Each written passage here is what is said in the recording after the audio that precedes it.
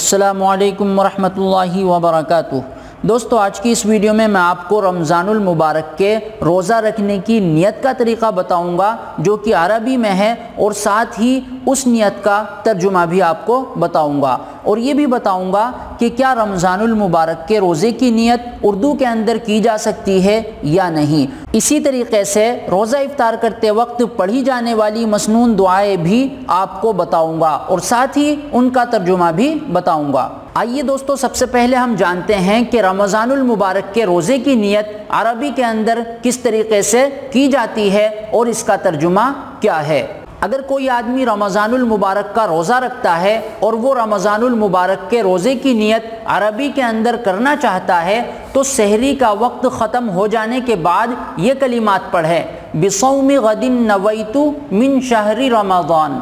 ترجمہ اس کا یہ ہے: میں کل کے رمضان کے روزے کی نیت کرتا ہوں۔ دوستو، اگر کوئی آدمی رمضان المبارک کے روزے کی اردو کے اندر نیت کرنا چاہتا ہے تب بھی اس کا روزہ صحیح ہو جائے گا۔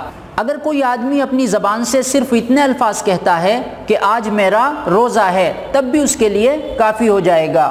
دوستو، یہاں پر یہ بات ذہن میں رکھیں کہ روزے کے لیے سحری کھانا یہ بھی روزے کی نیت کے ہی قائم مقام مانا جاتا ہے۔ آئیے دوستو، اب جانتے ہیں افطار کے وقت پڑھی جانے والی مسنون دعاؤں کے بارے میں کہ افطار کے وقت کون سی دعا پڑھی جاتی ہے اور اس کا ترجمہ کیا ہے۔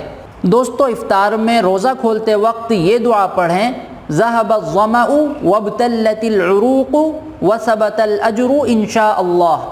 ترجمہ اس کا یہ ہے: پیاس جاتی رہی، رگیں تر ہو گئیں اور ثواب طے ہو چکا انشاءاللہ تعالی۔ اور اگر آپ چاہیں تو روزہ کھولتے وقت یہ دعا بھی پڑھ سکتے ہیں: اللہم لک صمت وعلی رزقک افطرت۔ ترجمہ اس کا یہ ہے: اے اللہ، میں نے تیرے ہی لیے روزہ رکھا اور تیرے دیے ہوئے رزق سے افطار کیا۔ دوستو، یہ دونوں دعا حدیث سے ثابت ہیں اور روزہ کھولتے وقت ان دونوں میں سے کسی بھی ایک دعا کا پڑھنا سنت ہے۔ دوستو، آج کے لیے بس اتنا ہی۔ اگر آپ کو یہ ویڈیو پسند آیا ہے تو اس کو لائک کریے، چینل کو سبسکرائب کریے اور برابر میں گھنٹی والے بٹن کو بھی دبا دیجئے، اور ویڈیو کو جتنا زیادہ ہو سکے شیئر کر دیجئے تاکہ آپ کے ساتھ اور لوگ بھی ثواب میں شامل ہو سکیں۔